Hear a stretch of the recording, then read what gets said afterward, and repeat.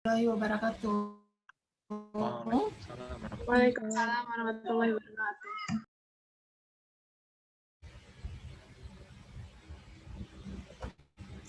Selamat sore semua.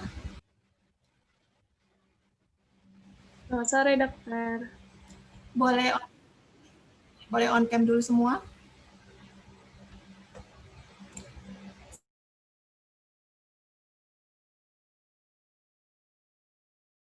Sambil yang lain lama tidak kontak.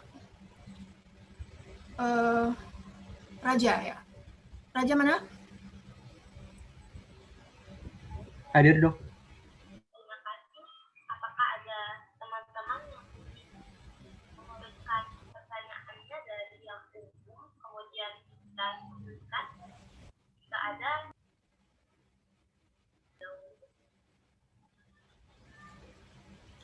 Anak bimbing saya Pangeran atau Raja? Raja, Dok.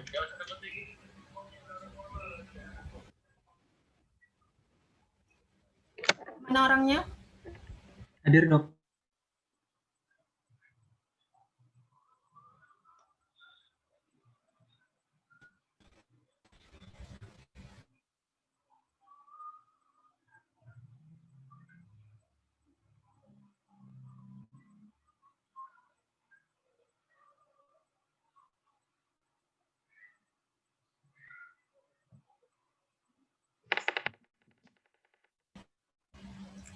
Oke.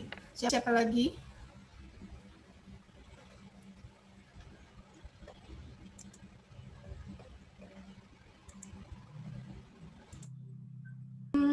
Show kan bisa terbaca kan tulisannya? Bisa, Dokter. Ya, karena cukup besar.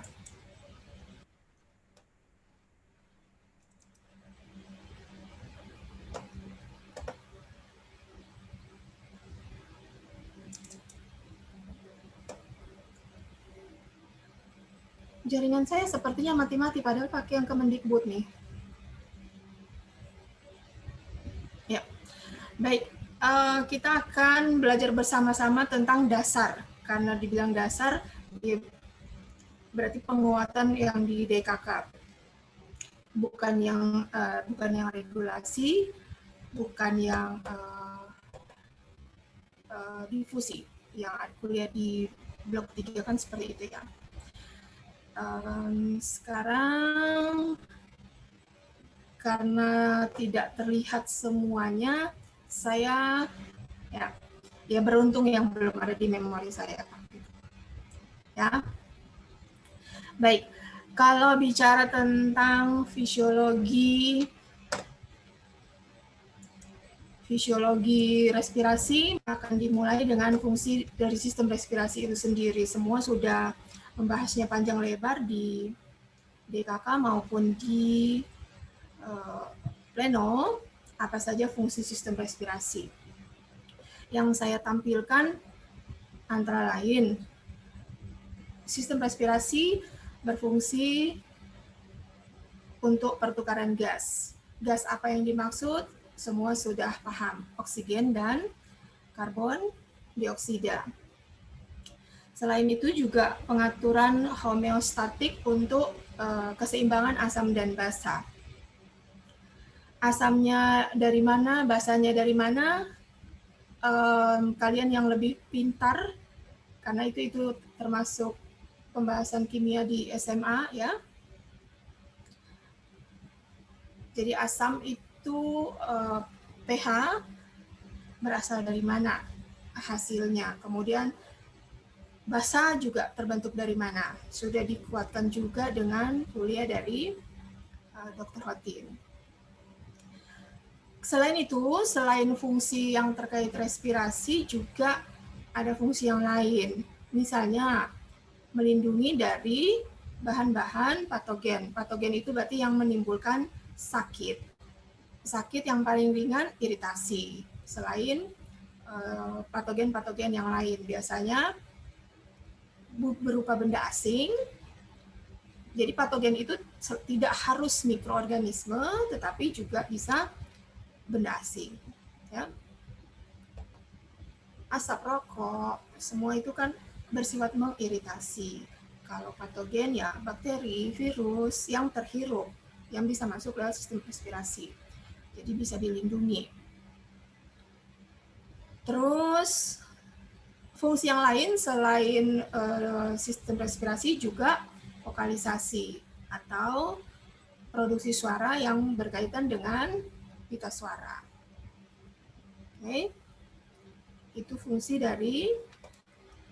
umum sistem respirasi. Nah, yang sudah kalian pernah bincangkan, selain fungsi yang ada di dalam slide ini, apalagi yang bisa disebutkan?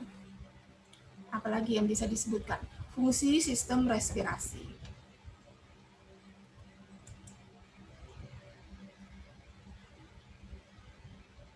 Lirana dulu. Baik dokter, izin menjawab untuk mengambil oksigen dan nantinya untuk pembuatan energi. Mengambil oksigen dan apa, Lira? Dan akhirnya nanti akan melakukan proses pembuatan energi. Oh, untuk pembentukan energi, gitu ya. Pembentukan energi yang gimana maksudnya? Pembentukan energi yang berada di mitokondria sel, dokter. Yang berada di berlangsung di sel, ya, gitu ya. Baik. Fungsi yang lain selain Lirana, fungsi yang lain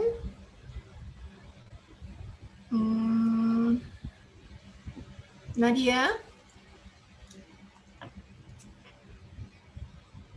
Dokter, jadi ada 4 fungsi sistem respirasi itu ada ventilasi, difusi, ada transportasi sama perfusi, dokter. Jadi apa suara saya jelas, dokter? Bisa. Jelas. Kalau ventilasi itu kan masuknya udara dari luar ke dalam tubuh kita, dari hidung lalu ke faring, laring, lalu trakea dan lain sebagainya. Kemudian setelah itu ada difusi, itu pertukaran gas CO dan O2 di alveolus. Kemudian ada transportasi, yaitu peredaran O2 ke jaringan tubuh kita. Kemudian yang terakhir itu ada perfusi, yaitu perpindahan dari O2 dari pembuluh darah ke jaringan kita. Itu, dokter. Baik. Jadi mudah-mudahan semua sudah masuk ke memorinya ya. Fungsi sistem respirasi ada banyak. Ya, selain terkait dengan sistem respirasi itu sendiri, juga fungsi yang lain.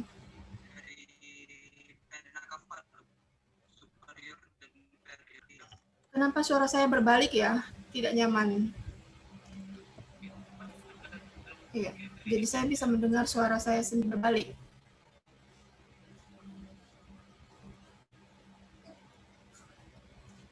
Lanjut ya. Kalau bicara struktur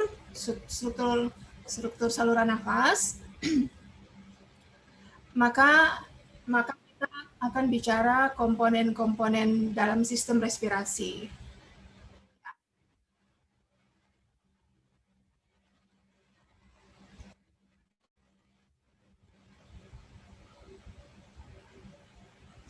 Suara saya berbalik ke saya, tidak nyaman saya.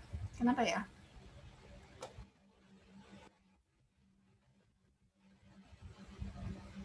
Mohon maaf dokter, tapi di laptop saya tidak berbalik dokter. Di kalian berarti di saya ya, entah kenapa. Ya jadi, oke. Kalau bicara struktur saluran nafas, maka akan bicara komponen-komponen yang berkaitan langsung dengan proses respirasi. Saya menampilkan di sini ada paru, ada dinding toraks, ada jalan nafas, dan ada gas. Ya.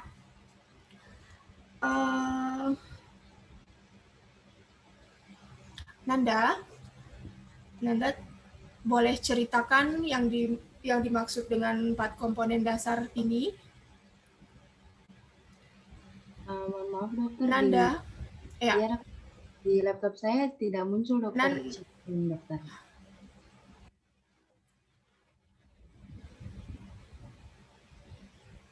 Ada paru, ada dinding toraks, ada jalan napas, ada gas. Nanda coba ceritakan saja tentang dinding toraks dan jalan napas. Dinding torak dan jalan napas ya dokter. Ya.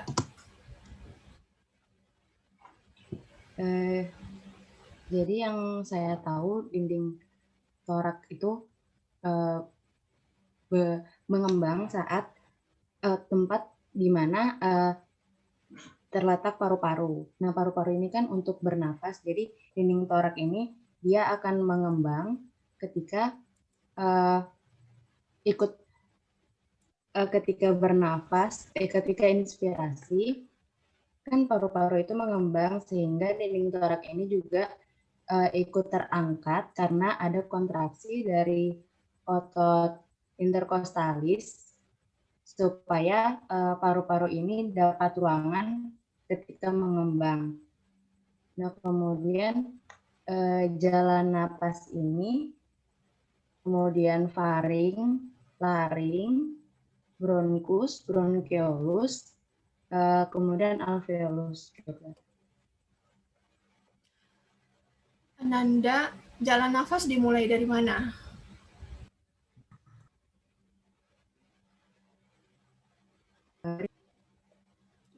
Yang disebut saluran nafas atas dan sampai ke saluran nafas bawah. Boleh disebutkan lagi?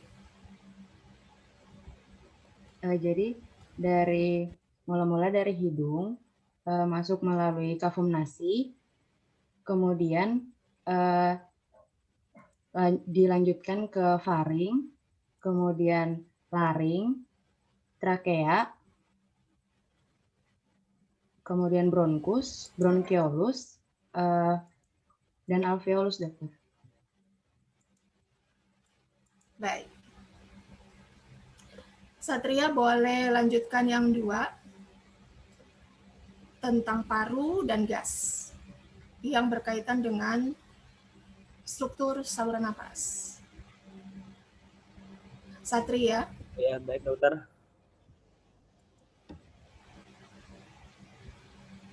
Silakan. Yang paru ya dok? Iya, paru dulu. Kalau paru itu atau pulmo dibagi menjadi 2 dok.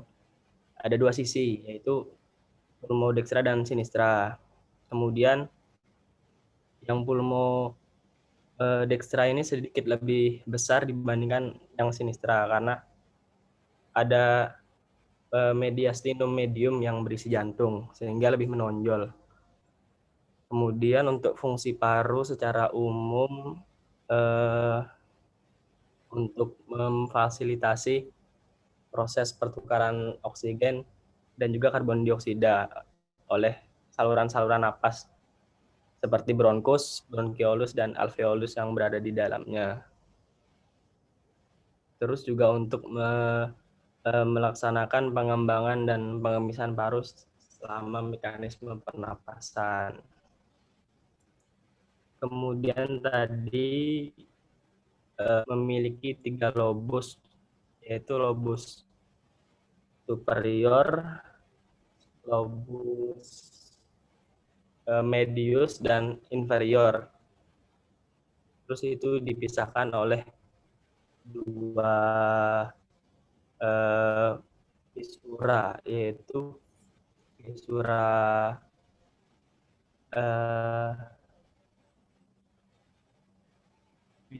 oblivora horizontalis yang memisahkan lobus superior dan lobus medius.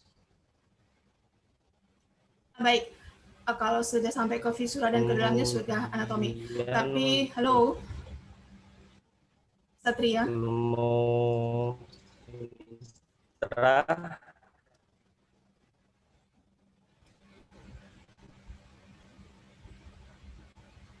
1, 2, 1, Satria.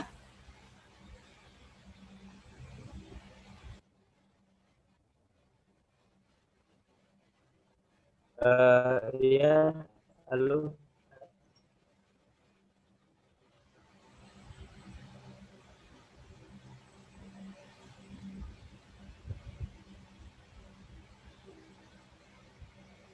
Satria dengar suara saya?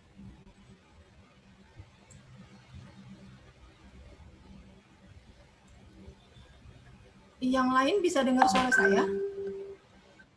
Bisa, dokter. Bisa, Dok. Halo. Suara dokter bisa terdengar, dokter. Untuk Satria tidak. Satria tidak. Berarti di Satrianya ya. Baik, sudah. Lanjut. Jadi Bisa, dokter. untuk mengenal struktur. Halo? Kenapa?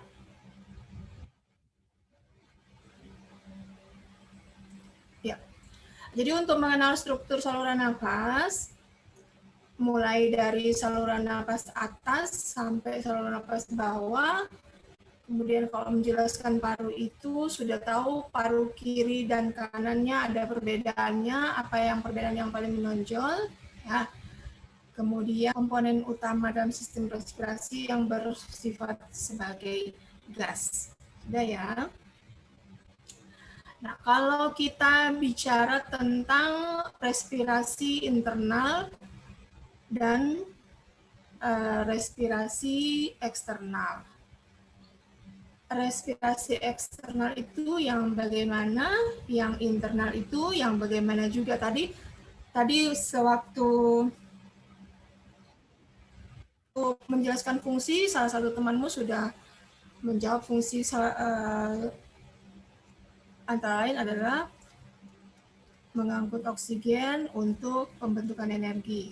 Sudah membicarakan respirasi internal. Saya ingin mendengar dari yang lain, respirasi eksternal itu yang bagaimana? Kevin?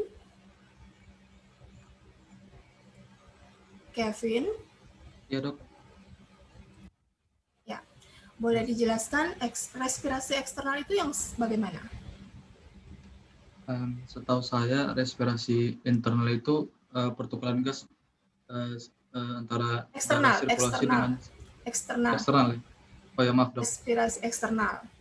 Ya, eksternal itu gas di dalam darah dengan atmosfer, Dok. Udara di luar, Dok.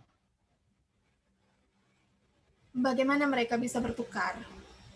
Bertukar karena adanya perbedaan antara tekanan atmosfer dengan yang ada di alveoli, Dok. Kapan mereka bertukar?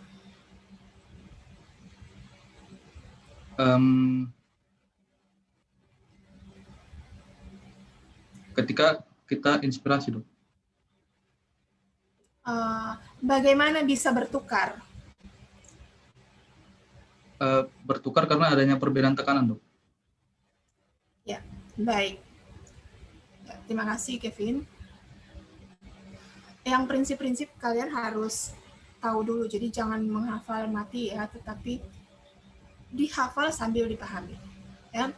Saya ingin mendengar versi selanjutnya dari Faiz. Respirasi internal itu yang bagaimana? Faiz? Hanya ada satu Faiz ya? Atau ada dua ya? Iya, Dok. Iya, Dok. Baik. Silakan Faiz. Internal yang bagaimana? Internal. Respirasi internal. Itu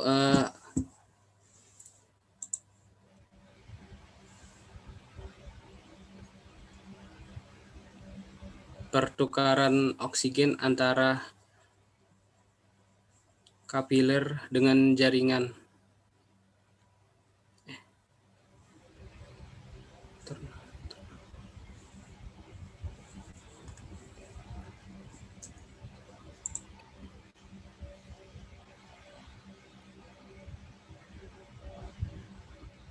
Gimana Faiz? Internal itu dari mana ke mana, dan kemananya itu balik kemana juga, kan bertukaran ya.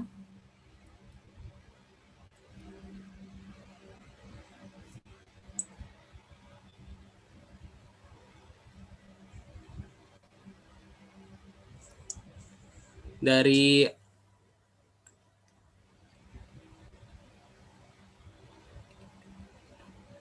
internal darah dan jaringan. Darah yang di mana? Darah yang di mana, Faiz? Darah pada kapiler. Ya, kalau kita bilang kapiler itu, jadi sebetulnya kapiler yang ada di mana?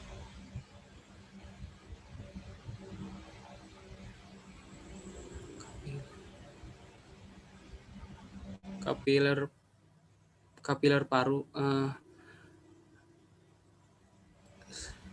Kapiler paru, tetapi lebih spesifiknya di bagian mana? Kalau bicara kapiler.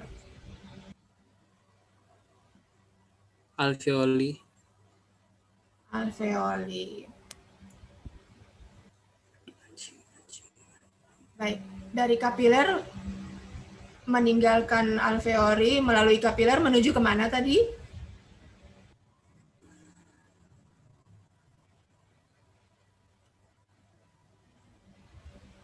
Menuju kemana? Terputus-putus ya dokter, mohon maaf. Jaring. Meninggalkan kapiler, meninggalkan alveoli melalui kapiler, menuju kemana?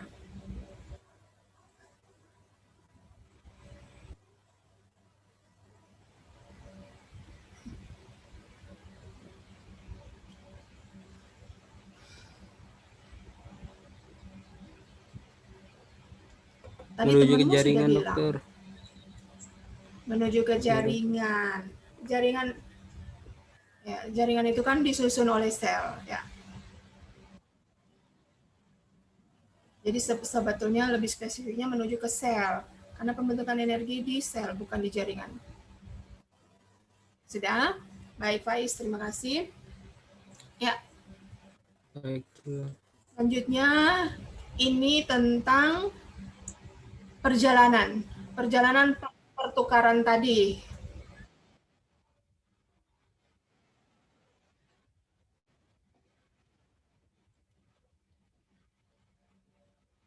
Ya, jadi tolong dibantu untuk menerjemahkan gambar ini, mulai dari proses ventilasinya, kemudian respirasi eksternal tadi sudah disebutkan temanmu, respirasi internal sudah disebutkan temanmu juga, beredar lewat sirkulasi, sampai kemudian dipakai oleh sel, dalam hari ini terjadi respirasi seluler. Tolong diceritakan.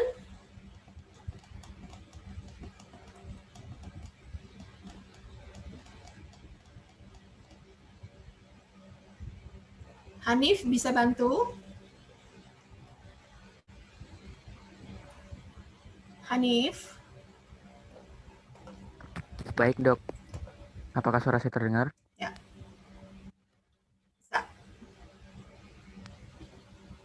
Ya, ini Bisa. beberapa aja atau semuanya, Dok?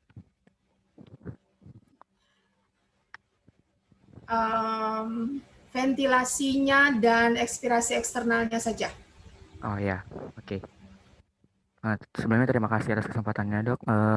Menurut yang saya tahu dari proses DKK juga kemarin, ventilasi ini adalah fungsi pertama dari sistem pernapasan, dan itu dilakukan oleh dari nostril atau lubang hidung sampai ke saluran nafas atau di bronchiolus terminalis. Nah, setelah itu baru nanti di bagian respiratoris. Nah, di dalam situ nanti akan ada penyaringan dan pelembapan suhu, dan itu lebih tepatnya berada di turbulence bone. baru masuk ke trakea, baru sampai ke nanti ke alveolus itu. Dan di situ nanti akan ada perbedaan di respirasi eksternal. Ini kan berarti respirasi dari udara yang masuk dari atmosfer ke kecil ke alveolus, begitu pun sebaliknya. Tekanan yang tinggi dari alveolus yang mengandung O2 ini, tekanan O2-nya akan mengalir ke tekanan O2 yang lebih kecil, yaitu di kapiler darah. Jadi di situ per mmHg ada juga yang 104, dan setelah di kapiler itu 40 mmHg. Jadi gradien tekanannya besar, seperti itu 60-an. Kalau di CO2-nya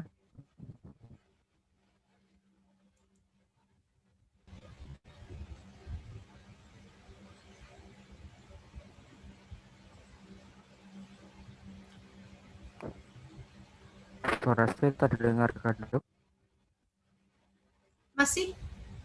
Masih terdengar.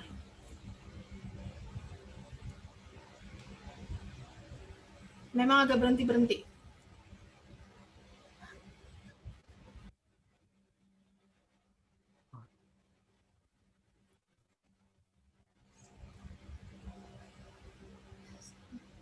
Ya, jadi sebetulnya kalau bicara pertukaran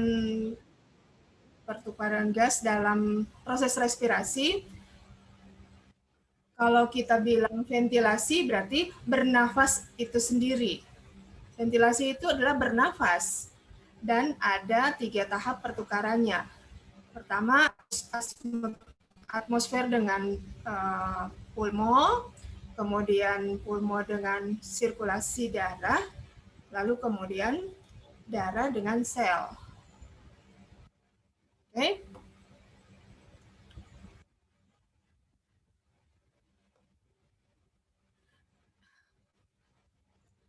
Ini karena suaranya membalik ke saya, jadi saya bingung kapan saya harus bicara lanjut, kapan saya harus berhenti, bingung.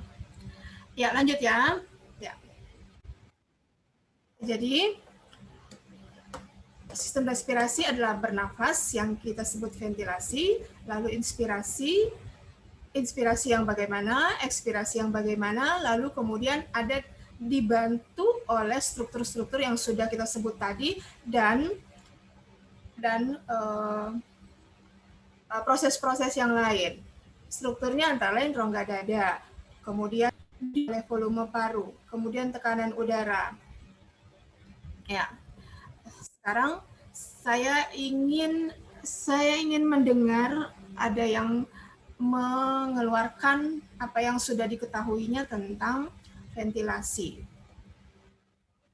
terkait dengan komponen-komponen yang di bawah itu ya. Ventilasi hubungannya dengan rongga dada, volume paru, dan tekanan paru.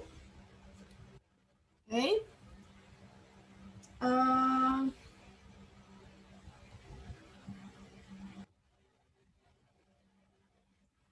Ainaya, tolong bantu saya dan teman-temanmu untuk memantapkan tentang ventilasi. Coba Ainaya ceritakan, apa yang Ainaya tahu, yang sudah tahu tentang ventilasi.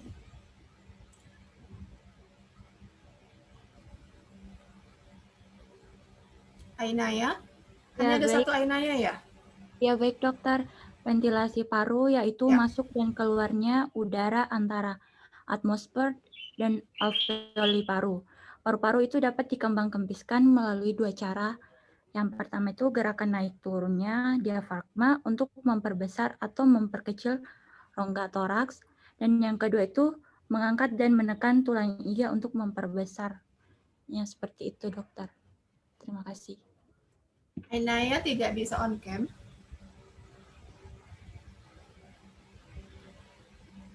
Mohon maaf dokter, tadi saya kira saya on. Ya dokter. Ya, boleh lebih dipertegas lagi tentang ventilasi tadi? Baik, termasuk dokter. peranan tekanan udara.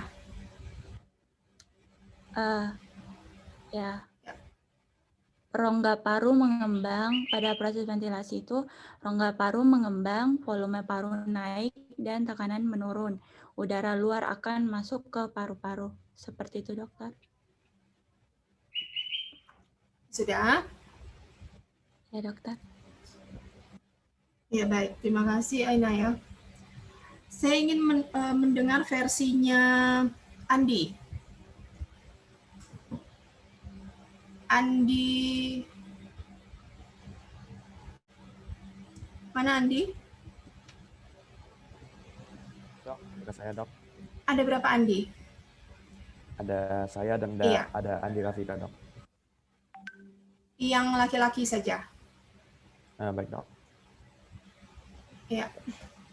Mohon maaf dok, tadi pertanyaannya apa dok? Tadi Tentang komentar dengan jelas.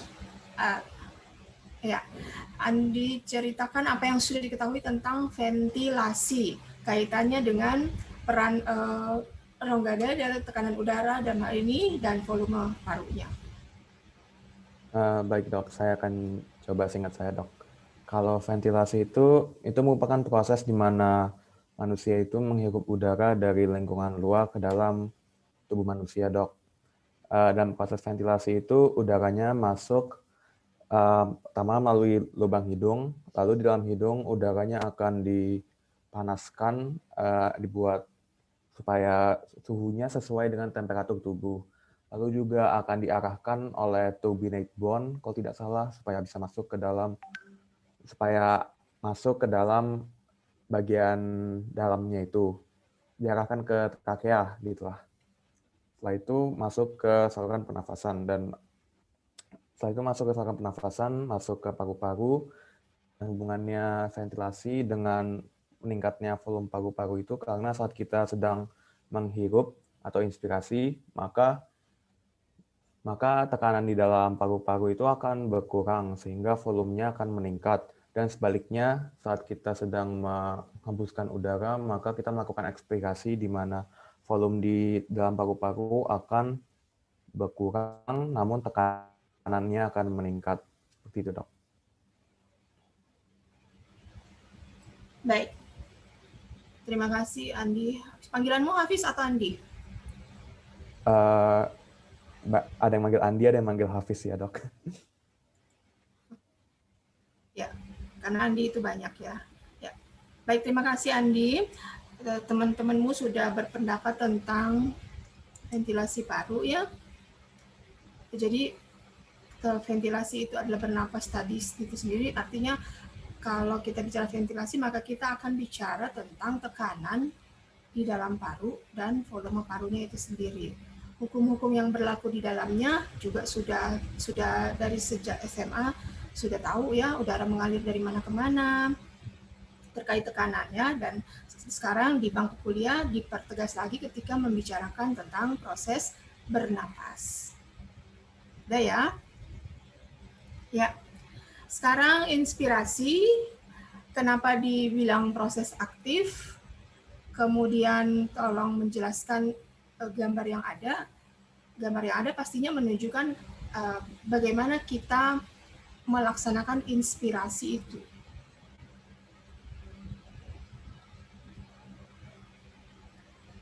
Sudah? Jadi sekarang tolong bahasakan gambar ini. Saya ingin mendengar suaranya. Saya ingin mendengar suaranya Sharon.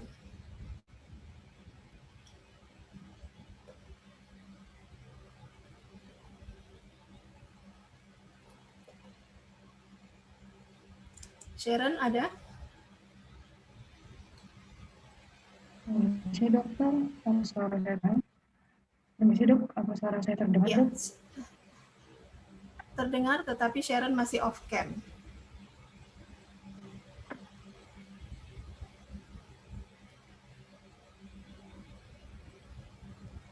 Baik, dokter, apakah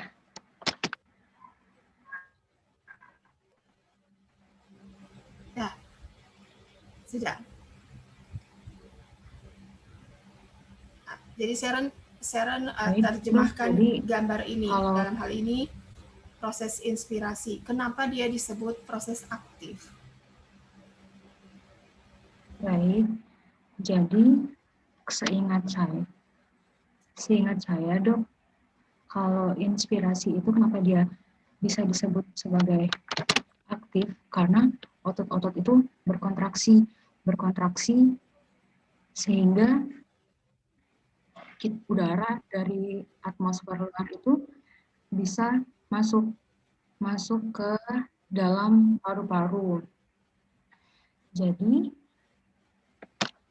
pada saat inspirasi itu otot diafragma itu, kalau yang dilihat dari gambar di sebelah ini dok, otot diafragma itu akan turun.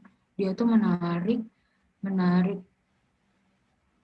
toraks ya, itu ke bawah sehingga paru-paru itu bisa mengembang. Rongga toraks itu mengembang dan udara itu bisa masuk ke dalam paru-paru.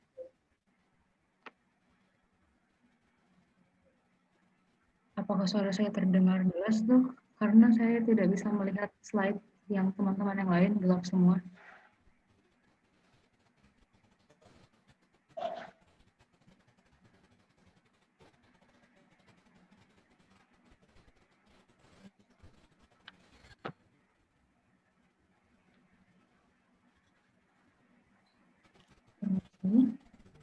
Mohon maaf dokter, suaranya tidak terdengar. Mohon maaf dokter, suaranya tidak terdengar. Permisi dok.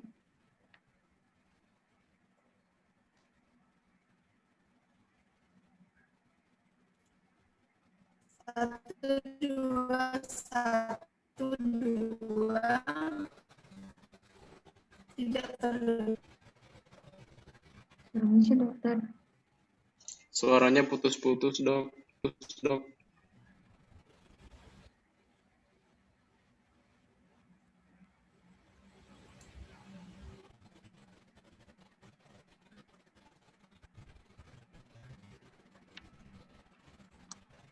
Iya, berarti memang tidak stabil ya. Saya sudah mengganti.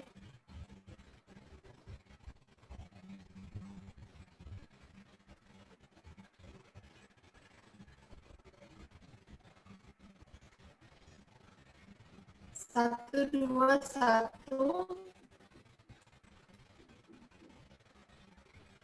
Mohon maaf dokter, suara dokter putus-putus dan sekarang Belum tidak bisa. terdengar.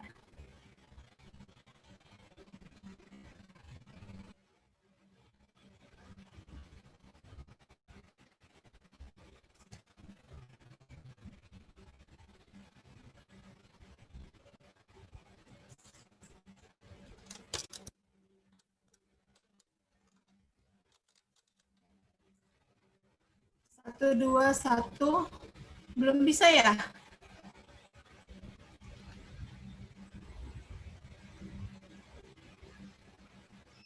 Masih belum dokter. Masih belum Satu, dua, dokter. satu, belum?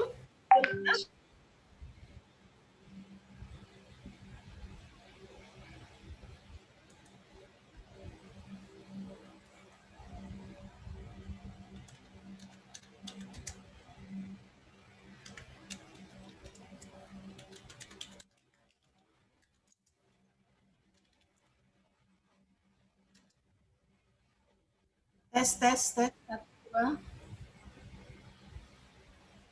Belum bisa? Sudah dokter. Sudah dokter, pada tempat saya. Satu, dua, satu sudah? Sudah dokter. Sudah dokter. Ya, baik.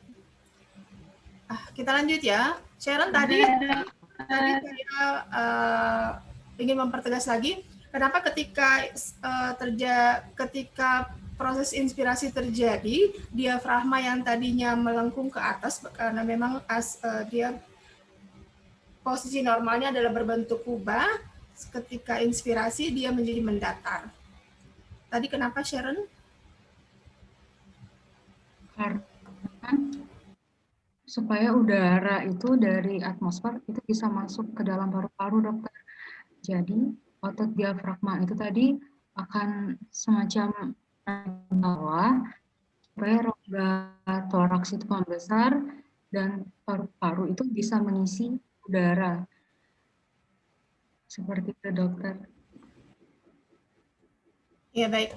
Jadi selain mekanisme proses inspirasinya kalian harus sudah tahu, termasuk nilai-nilai perubahan tekanan yang terjadi juga harus tahu. Dan kalau bicara nilai berarti mau tidak mau angkanya itu, tekanannya harus dihafalkan. Ya. Versi dari Sherwood boleh. Versi dari Guyton juga boleh, menyangkut besarnya tekanan dan perbedaannya. Ya. Lanjut. Jadi kenapa aktif? Karena ada keterlibatan kontraksi dari otot-otot yang membantu inspirasi. Yang utama adalah otot musculus intercostalis eksternal dan diafragma.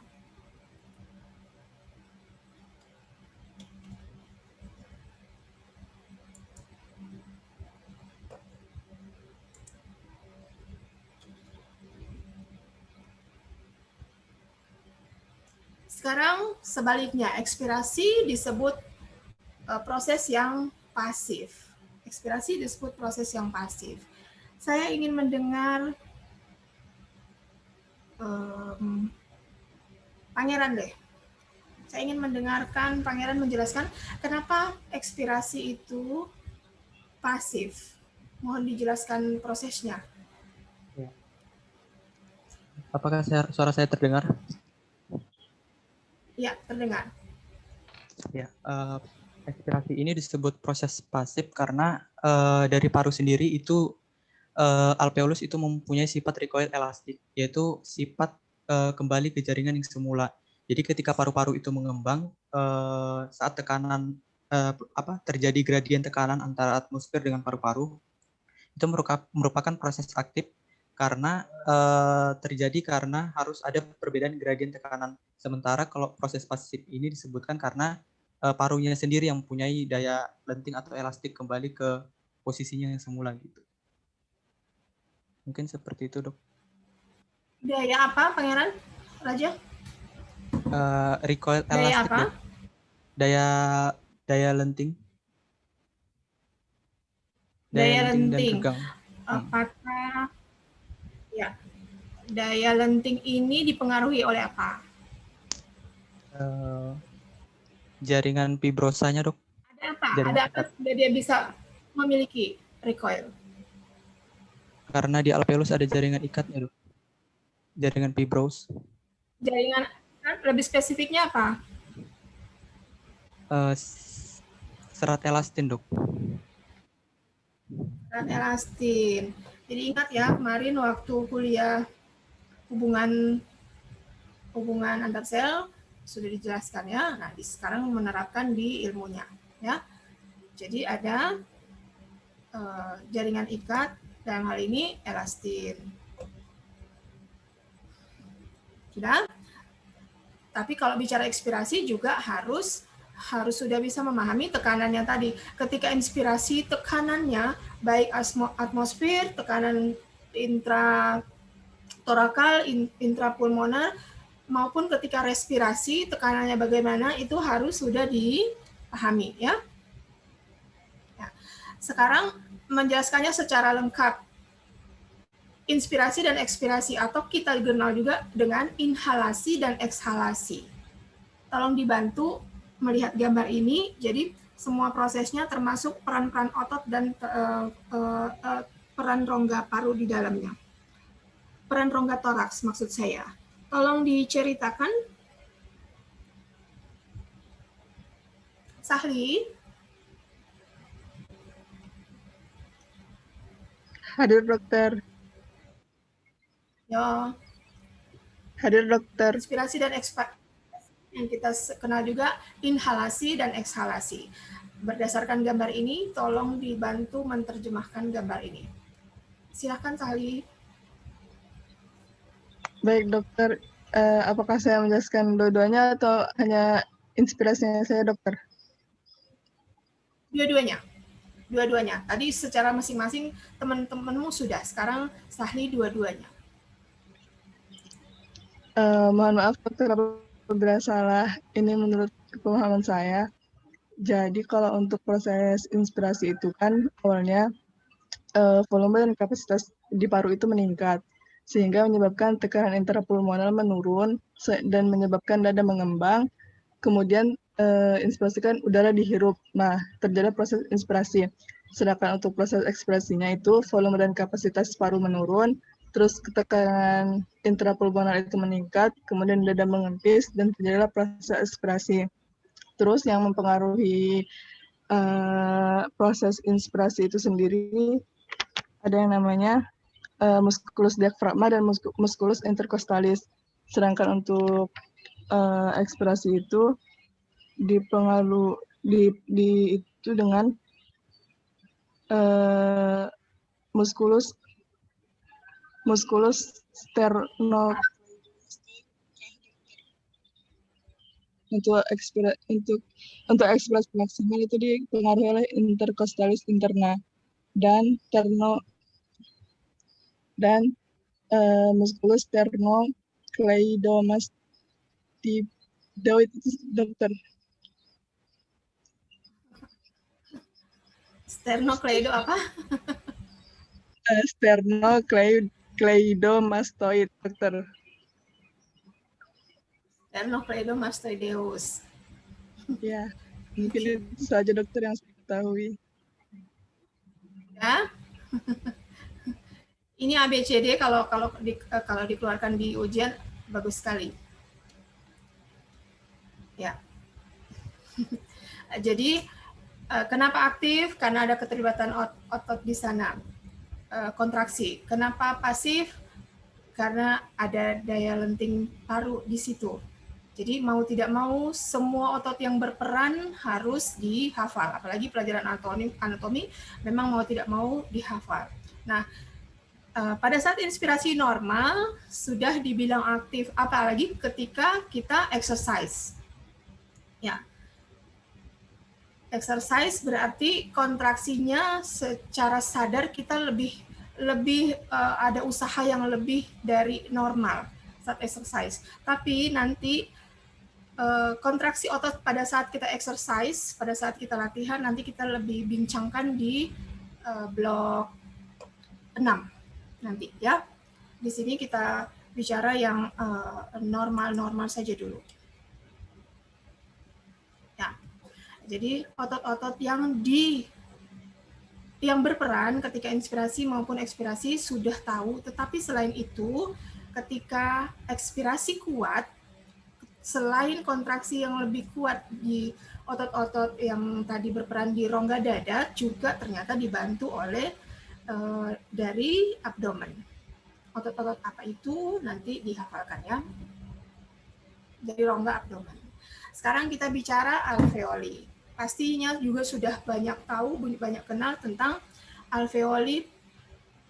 Ciri khasnya alveoli, apa saja yang menyusunnya, kemudian fungsinya apa, tolong bantu diceritakan.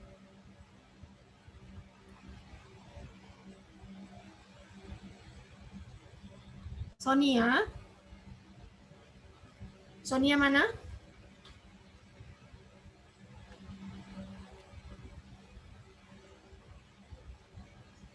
Sonia? Sonia ini nama panggilannya apa? Saya lupa. Nama depannya Sonia memang.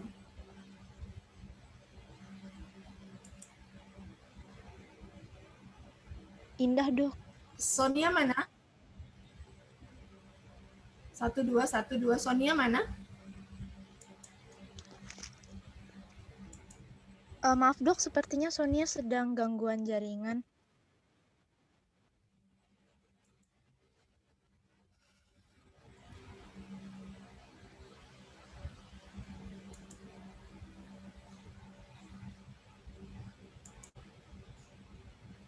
Sonia tidak ada di sini ya. Baik, saya ingin mendengar dari Indira. Indira. Ya dokter. Indira mana wajahnya? Ini saya sudah on cam dokter. Ya baik. Ceritakan tentang alveoli yang Indira tahu. Ya baik. Jadi ini yang saya tahu ya dokter. Kalau misalkan ada yang salah mohon dibenarkan dokter. Jadi alveoli itu bentuknya itu seperti gelembung-gelembung yang berisi udara yang ada di dalam paru-paru. Jadi untuk jumlahnya itu banyak sekali, berjuta-juta. Nah, kemudian letak alveoli ini dia berada di parenkim paru-paru yang merupakan ujung saluran pernapasan. Nah, di mana di kedua sisinya itu digunakan untuk pertukaran udara dengan darah. Kemudian melalui dinding-dinding alveolus tersebut akan terjadi pertukaran oksigen yang berasal dari udara ke sel-sel darah di dalam tubuh. Nah, dengan adanya pertukaran karbon dioksida dari sel-sel darah ke dalam tubuh itu akan dikeluarkan lagi ke udara yang bebas. Nah, jadi intinya alveolus itu dia untuk pertukaran udara yang bentuknya itu dia kantung yang memiliki dinding yang tipis yang ada di ujung saluran udara terkecil yaitu bronkiolus di dalam paru-paru yang di dalamnya itu ada udara. Nah, untuk ukurannya dari besar sebuah alveolus itu dia diameternya mencapai 200 sampai 300 mikromilimeter. Nah, untuk ciri-cirinya alveolus itu dia permukaannya halus. Kemudian bentuk dari alveolus itu dia berupa gelembung tipis, udara gelembung tipis yang sudah saya sebutkan tadi, dan alveolus itu merupakan cabang dari bronkiolus. Fungsinya untuk apa? Nah, jadi fungsinya itu adalah fungsi utamanya adalah tempat pertukaran gas. Nah, tempat pertukaran gas dari alveolus ke kapiler darah itu ada mekanismenya juga. Lalu yang kedua juga bisa terjadi sebagai tempat pertukaran gas dari kapiler darah menuju ke alveolus. Nah, itu juga ada mekanismenya. Mungkin itu aja yang saya tahu, dokter. Iya, baik. Terima kasih, Indira. Saya ingin Grace, menurut versinya Grace, apa yang Grace tahu tentang alveoli? Selain yang sudah diceritakan oleh Indira tadi, fungsinya juga ada sel-sel khusus di dalam alveoli dengan fungsinya. Tolong bantu diceritakan.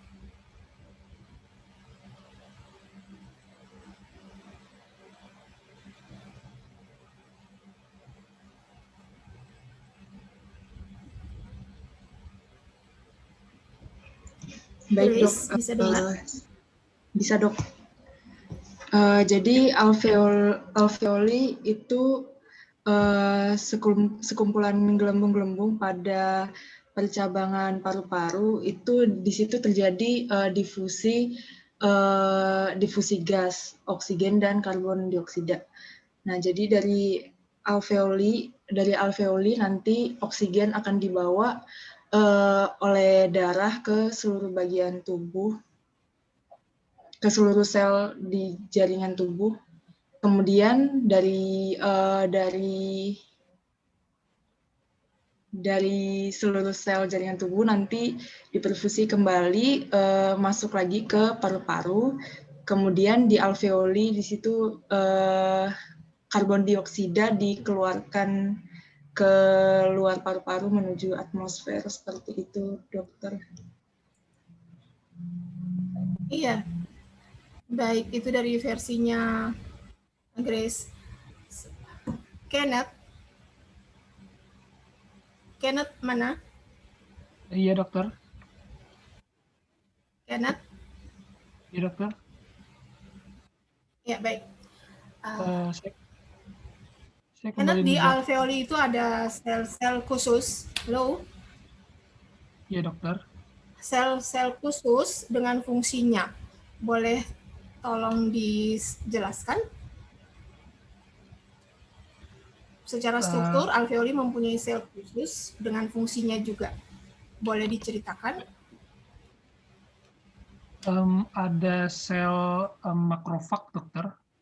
Itu fungsinya untuk... Suaranya Kenneth kecil sekali. Ya, dokter. Halo, dokter. Halo, dokter. Iya, sudah. Ya, gitu. Seperti itu. Oke. Lanjut. Jadi ada yang namanya sel itu makrofag, dokter. Ada yang namanya sel makrofag. Jadi sel makrofag ini dia fungsinya itu untuk memakan misalnya ada debu-debu atau partikel atau mikroorganisme yang masuk ke dalam alveolus. Jadi yang makan ini namanya sel makrofag, dokter.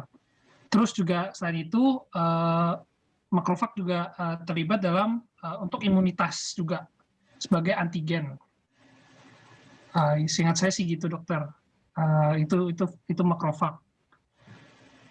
Lalu kalau sel mungkin itu, dokter. Selain itu Ya. Ada sel apa lagi di dalam alveoli? Tadi sudah menyebutkan makrofag dengan fungsinya. Ada apa lagi? Selain sel makrofag Yang langsung terkait dengan pernafasan. Ya? Langsung. Jadi ada sel ini, sel alveolar, dokter. Sel apa? Sel alveolar. Sel alveolar, dokter. Iya, baik. Nah, sel alveolar fungsinya apa? Sel alveolar itu kan ada yang tipe 1 dan tipe 2, dokter. Nah, yang tipe 1 ini dia lebih berfungsi untuk mendifusikan atau berdifusi. Karena di sini juga dia agak lebar dan agak tipis. Jadi fungsinya memang yang alveolar 1 untuk berdifusi. Nah, kalau alveolar 2 itu berfungsi untuk produksi surfaktan. Karena agak kecil dan tebal. Itu, dokter. Ya. Baik, sudah? Ya, terima kasih, Kenneth. Panggilanmu Kenneth atau Igor? Kenneth, dokter. Baik. Ya, Kenneth sudah menyebutkan tipe-tipe sel dan fungsinya. Saya ingin 022 ini siapa ya ini? 022.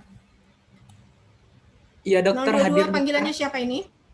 Rivaldi, dokter. Panggilanmu siapa? Rivaldi. Karena Muhammad banyak.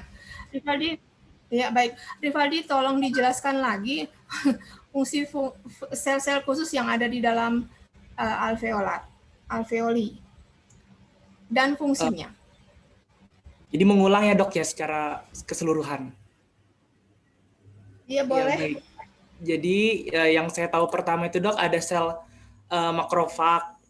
Nah, jadi sel makrofag ini dia itu yang berfungsi untuk membantu membersihkan pada bagian alveoli. Kan itu kan udara kan masuk dari luar ke dalam paru-paru kita, itu kan tidak semuanya kayak 100% bakal steril.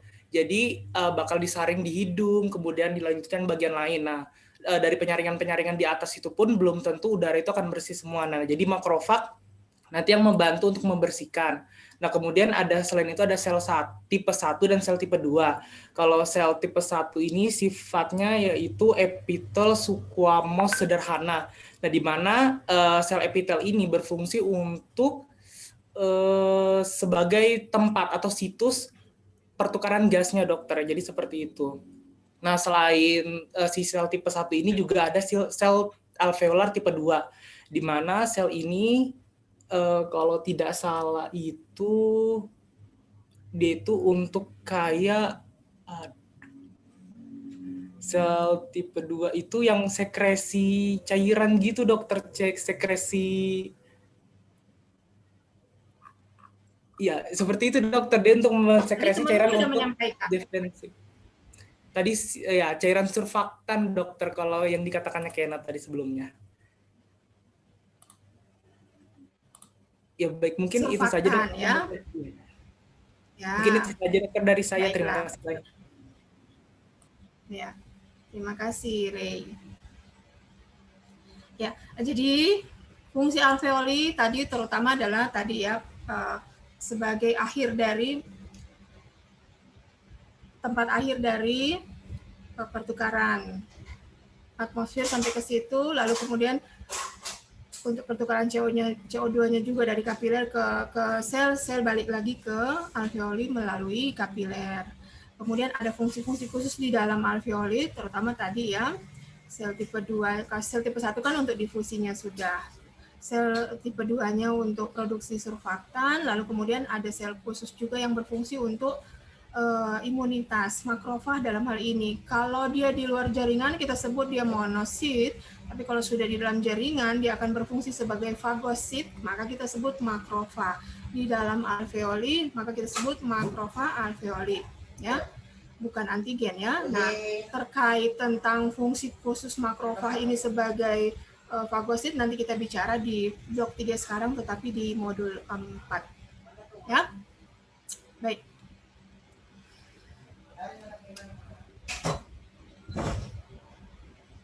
Sudah, jadi pemahaman kalian sudah sesuai.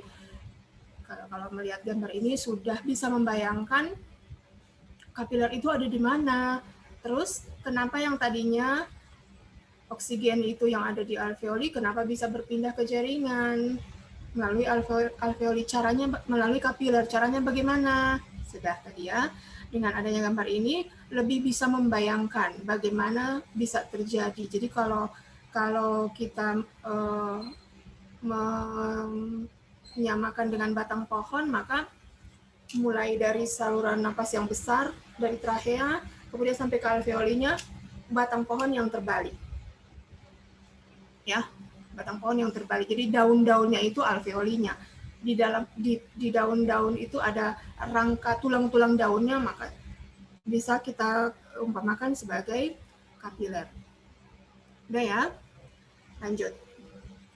Ini sel-sel khusus di dalam alveoli sudah bisa terbayangkan. Tipe 1 itu yang bagaimana tadi, lalu fungsinya apa, karena dia ada di permukaan, sifatnya tipis untuk pertukaran gas atau difusi gas, maka letaknya harus lebih di permukaan. Kemudian ada tipe 2 yang berfungsi sebagai produksi surfaktan, lalu kemudian ada sel fagosit atau makrofag. Nah, ini secara lengkap peredarannya tadi. Bahkan waktu di SMA, secara versi SMA pun sudah tahu, tapi sekarang versi kuliah. Jadi saya ingin sirkulasinya tadi, sirkulasi pertukaran udara mulai masuk sampai ke alveoli, lalu kemudian menuju ke jantung juga, karena tadi sirkulasi itu berarti kan pembuluh darah jantung ya, dan paru-paru. Jadi menuju dan berbalik. Saya ingin diceritakan secara lengkap sirkulasinya itu.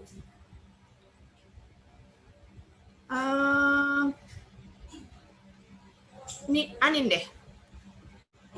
Anin kali ini jadi host. Ya. Anin tolong ceritakan secara lengkap peredaran atau sirkulasinya tadi. Terkait fungsi pernafasan ya, bukan blok 3, bukan kardiovaskuler maksud saya.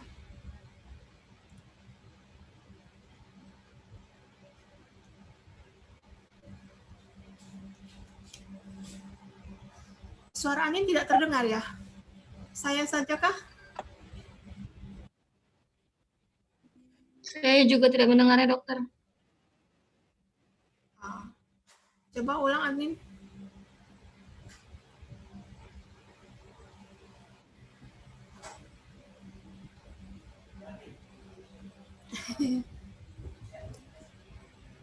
Saya juga tidak mendengarnya, dokter.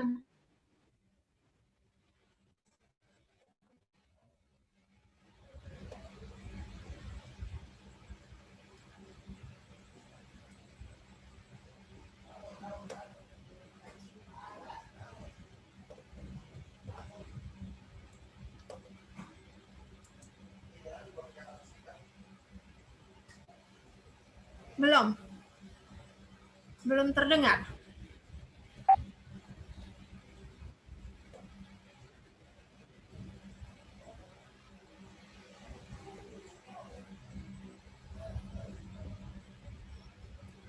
Belum terdengar.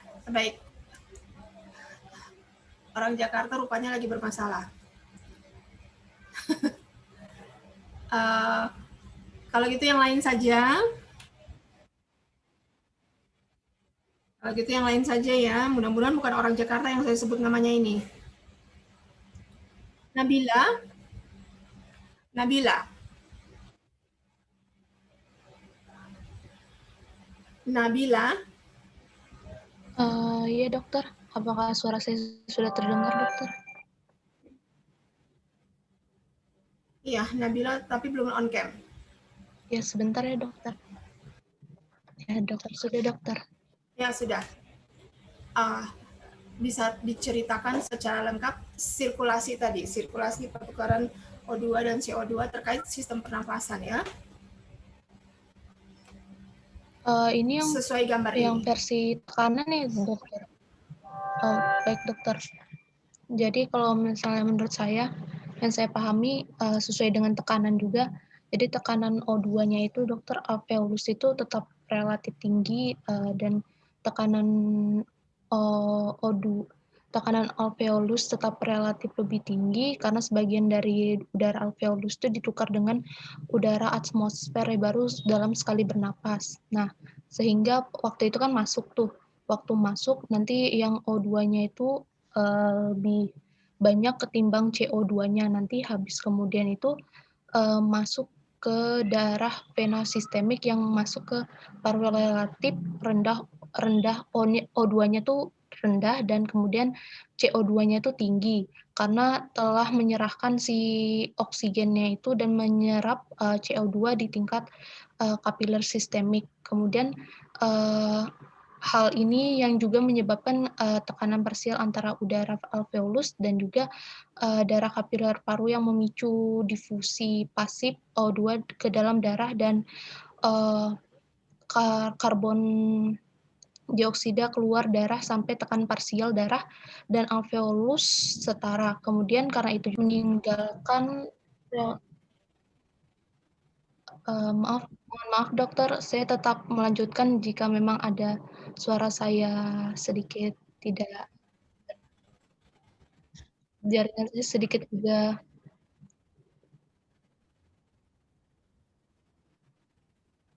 Kemudian karena itu darah yang meninggalkan paru relatif mengandung O2 tinggi dan CO2-nya itu rendah, darah ini disalurkan ke jaringan dengan kandungan gas darah yang sama dan ketika darah tersebut meninggalkan paru. Kemudian nanti tekanan parsial O2-nya itu relatif rendah dan CO2 itu relatif tinggi di sel jaringan yang mengonsumsi O2 dan memproduksi CO2. Akibatnya gradien tekanan parsialnya itu dalam pertukaran gas itu di tingkat jaringan mendorong perpindahan pasif O2 keluar darah menuju sel untuk menunjang kebutuhan sel-sel lainnya dan juga mendorong secara simultan CO2 ke dalam darah. Mengalami keseimbangan dengan sel jaringan, darah yang meninggalkan jaringan relatif mengandung O2 rendah dan CO2-nya itu tinggi, kemudian nanti darah itu kemudian kembali ke paru-paru untuk kembali mengisi si O2-nya dan dikeluarkan si CO2-nya.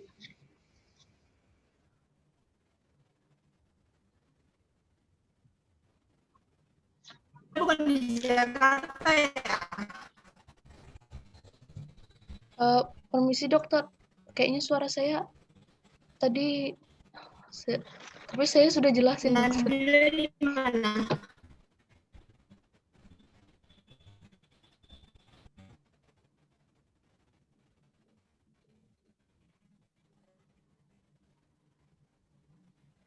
Maaf dokter, suaranya putus-putus. Suara dokter tidak terdengar, dok.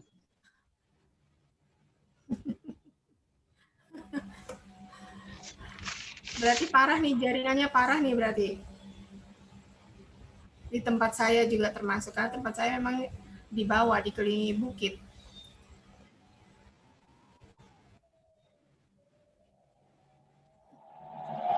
Ya, 1212 bisa lebih jelas?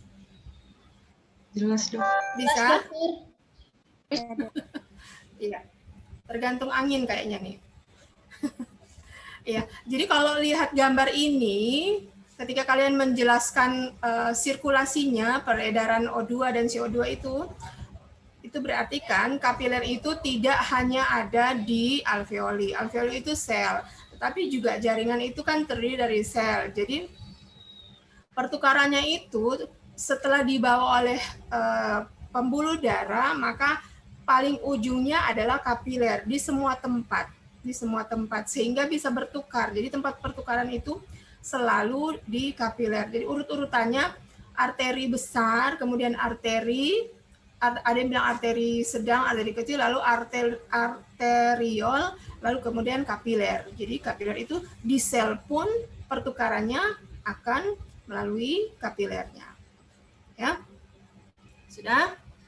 Ini parah nih kalau musim hujan, banjir plus jaringan bermasalah. Sekarang kita masuk ke tekanan.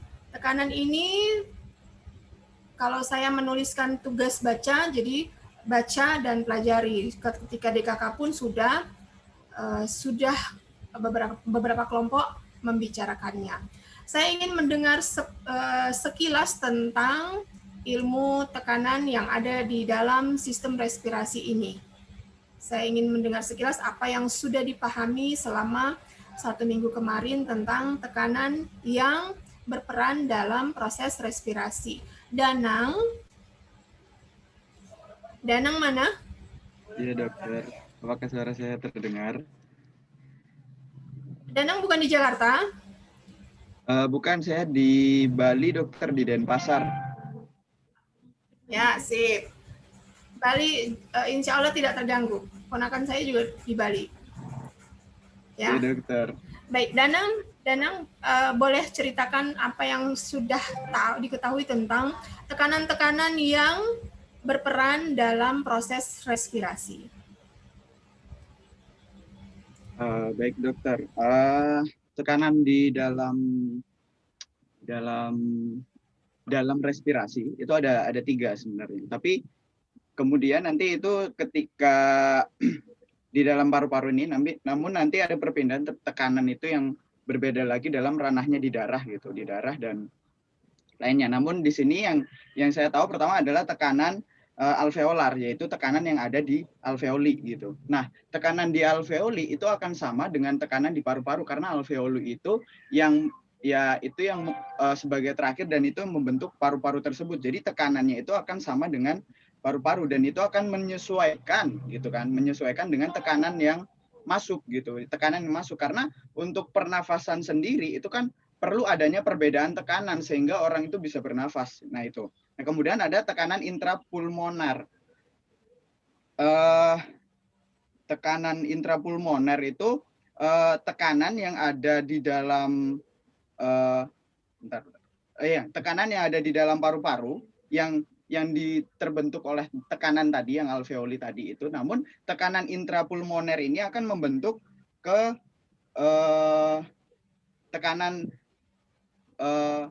tekanan alveoli tadi gitu, tekanan alveoli tadi. Nah, kemudian tekanan itu kan ada perbedaan gini loh. Jadi ketika di luar itu misal 760 mmHg, nah ketika kita ingin inspirasi tentu tekanan di dalam itu harus lebih rendah.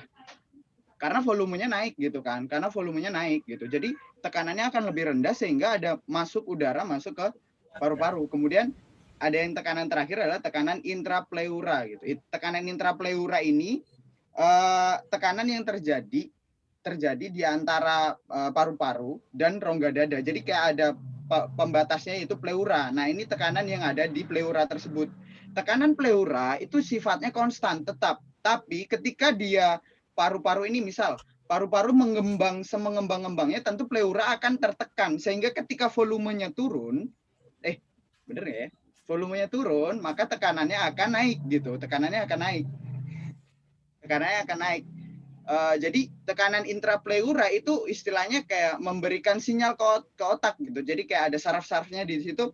Di sini sudah maksimal. Jadi kita tidak bisa bernafas lebih banyak lagi. Jadi harus dilakukan ekspirasi gitu. Nggak bisa inhalasi lebih banyak lagi. Nah, seperti itu mungkin yang bisa saya jelaskan. Tapi mungkin ada beberapa yang terlupa. Mohon maaf. Iya. Baik, Danang. Dengan gaya-gaya khasnya Danang, saya sudah mulai hafal ya. Ya, terima kasih Danang sudah berusaha belajar bersama dengan semua yang ada di dalam room ini ya. Sudah menyebutkan tekanan intrapleural itu yang bagaimana, tekanan alveolar itu yang bagaimana, dan tekanan intrapulmoner itu yang bagaimana, dan hubungan antara tekanan ketika terjadi proses respirasi. Udah ya. Nanti selanjutnya yang belum membaca, harap segera mencicilnya untuk membacanya. Karena kalau sudah dekat ujian, baru kemudian SKS, sistem kebut semalam, pasti tidak akan masuk ke memorinya. Ya. Baik, tadi beberapa temanmu sudah menjelaskan ketika ekspirasi disebut pasif karena ada daya lenting paru, maka kita tidak hanya membicarakan tentang recoil elastik, tetapi juga elastansnya, elastisitasnya, sekalian dengan compliance-nya. Ya. Jadi hubungan compliance dengan recoil elastik itu seperti apa kalau kita bicara tentang elastisitas paru. Saya ingin teman kalian Hafid boleh menjelaskan apa yang sudah diketahui tentang hal ini.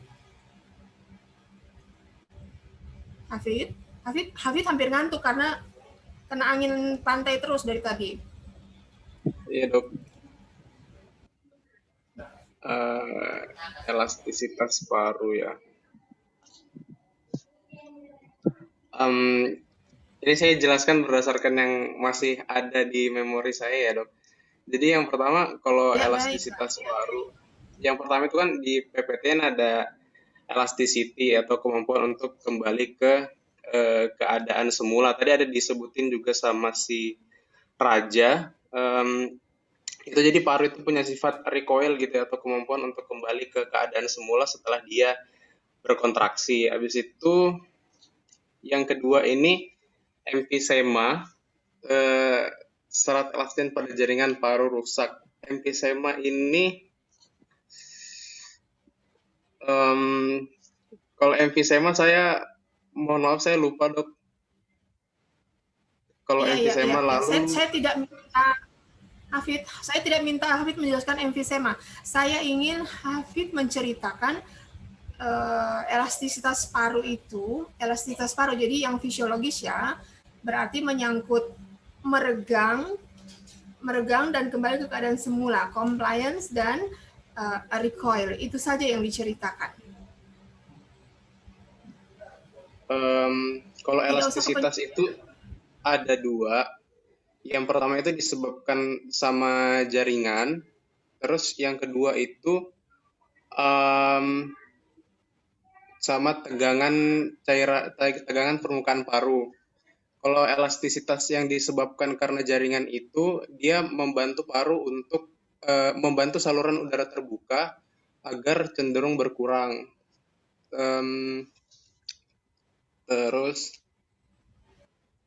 yang saya ingat itu aja dok. Apakah ada hubungan kembang kempisnya paru dengan compliance dan recoil ini? Seharusnya ada ya dok, hubungannya dengan kembang kempis bentuk dari paru ini.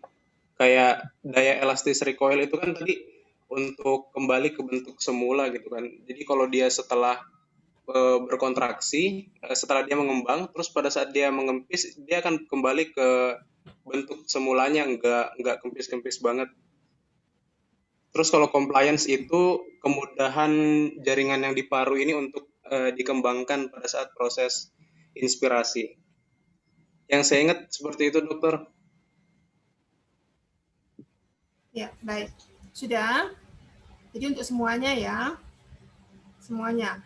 Elastisitas berarti teregang lalu kembali ke keadaan semula. Itu dipengaruhi oleh yang dua tadi, keseimbangan compliance dan recoil elastik. Lalu kemudian ada dipengaruhi juga oleh tegangan permukaan cairan pada alveoli. Ya, hubungan ketiganya itu harus sudah masuk ke pemahamannya.